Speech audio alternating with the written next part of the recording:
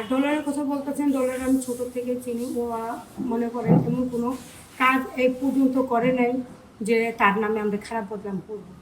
হ্যাঁ, পারিবারিক ঝগড়া লাগতেই পারে, ভাই ভাইদের মধ্যে লাগতেই পারে, কিন্তু সেটা তো কোনো দিন সে বেদবি করাই করে নাই। ভাইয়ের সাথে ভাই লাগতে পারে, বোনের সাথে বোন লাগতে পারে, এটাই পারিবারিক বাড়ির সম্পত্তি নিয়ে লাগতে পারে। কিন্তু ডলার এমনি কোনো আড়াআড়ি বেশি কারোর সাথে ওর সাথে কোনো ঝগড়া হয় নাই, কোনো দিন কোনো বিবাদ হয় নাই, এড়েলে কোনো দিন আমরা কোনো পেরেশানি হয়নি।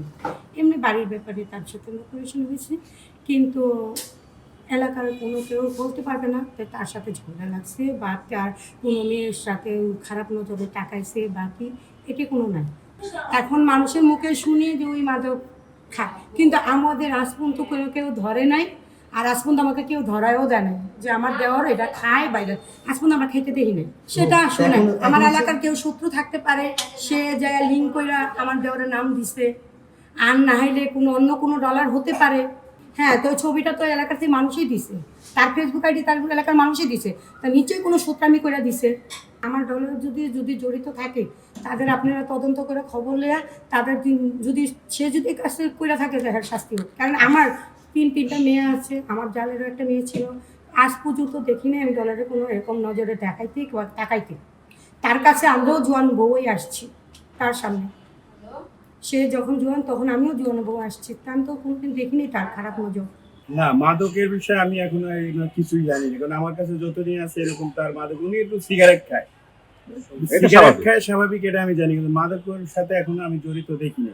আর যে সোহেল রানা হয়েছে এখানে রিক্সার গ্যারেজ চালায়, তো উনি শুনছি অটো চালাইছে আর ওর সাথে অটো সারাইছে ওর কাছে নিয়ে, ও অটোর মেকানিক, হয়তো ওই কথায় কথায় দুই একটা কথায় রাগ বাদ্যযন্ত্র হয়েছে, ওই কারণে হয়তো বা রাগে কোনো নাম খুঁজে পাইতেছে না, কিংবা ডলারের নামটা সামনে আসছে, হয়তো এই নামটা উনি বলতে পারে। আমি খুব রিসেন্ট একটা অটো নিয়েছিলাম, 1 মাস হবে আর কি, 25 দিন হবে। ওর থেকে গাড়ির কাজ করাইতাম, এর মধ্যে কয়েকবারই কাজ করেছে, কয়েকবার কিন্তু আরেক গাড়ির কাজ করলেও বাকবিতন্ড হতো যে আমার টাকা করো, সে সুবাদে নিতে পারে বা কেউ খুব পরামর্শ দিতে পারে কারাগার থেকে। এই কারণে হয়তো আমার নাম দিচ্ছে যে মামলাটাকে অন্য খাতে প্রবাহিত করবে, কিছু ডিলে করবে, এই আর কিছুই না। আমার সাথে আমার এই ধরনের কোনো রেকর্ডও নেই এলাকায়, না আমার এই কোনো সম্পৃক্ততা আছে। ও জাস্ট নিজেকে সেভ করার জন্য আমার নামটা অপব্যবহার করছে, কিছুই না।